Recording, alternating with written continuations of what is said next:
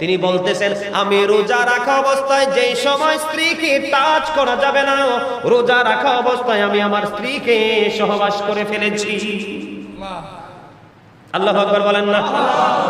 স্ত্রী সহবাস করে তিনি বন্ধু কি হয়ে গেলেন? আতঙ্কিত হয়ে গেলেন, ভয় পেয়ে গেলেন, নবীর দরবারে চলে গেলেন।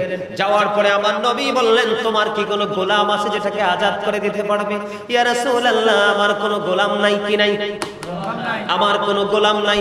আমার নবী বললেন তুমি কি একটা না 2 মাস রোজা রাখতে পারবে? তিনি বললেন ইয়া রাসূলুল্লাহ আমি সেই রোজা রাখার ক্ষমতা নাই। আমার নবী বললেন তুমি কি 60 জন মিসকিনকে 2 বেলা খাওয়াতে পারবে?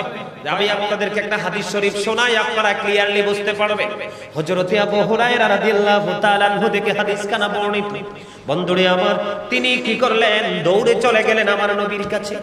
আমার নবীর কাছে দৌড়ে গিয়ে বললেন ইয়া রাসূলুল্লাহ, ইয়া হাবিবাল্লাহ, নবী গো আমি ধ্বংস হয়ে গেছি, আমি ধ্বংস হয়ে গেছি। কি করেছো তুমি? ধ্বংস হয়ে গেছো। হযরত আবু হুরায়রা রাদিয়াল্লাহু তাআলা আনহু বলছেন আমরা নবীর দরবারে উপস্থিত ছিলাম। কি ছিলাম? উপস্থিত ছিলাম। কয় আমি ধ্বংস হয়ে গেছি গো নবী। কি ধ্বংস হয়ে গেছো?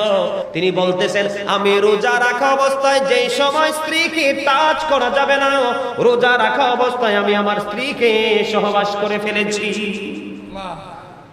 আল্লাহু আকবার বলেন না। স্ত্রী সহবাস করে তিনি বন্ধু কি হয়ে গেলেন? আতঙ্কিত হয়ে গেলেন, ভয় পেয়ে গেলেন, নবীর দরবারে চলে গেলেন। যাওয়ার পরে আমার নবী বললেন তোমার কি কোনো গোলাম আছে যেটাকে আজাদ করে দিতে পারবে? ইয়া রাসূলুল্লাহ আমার কোনো গোলাম নাই। কি নাই?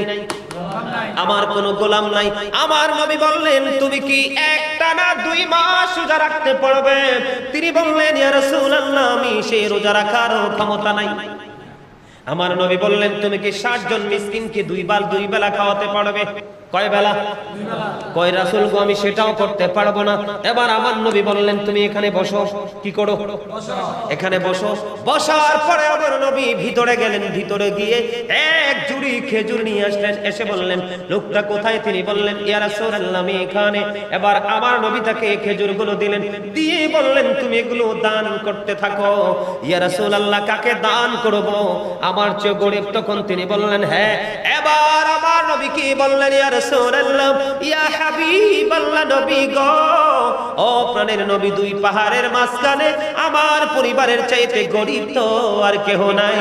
এবার আমার নবী বললেন তাহলে তোমার পরিবারকেই খেজুর খাওয়া। জোরে জোরে কন্যা সুবহানাল্লাহ। তাহলে কি করতে হবে? রোজার কাজা আদায় করতে হবে কিনা? এখন আমাদের দেশে অনেকেই কিন্তু ভুল ফতোয়া দেয়। আপনি ধরেন 48 মাইল অতিক্রম করে ফেললেন, মুসাফির হয়ে গেছেন। কি হয়ে গেছেন?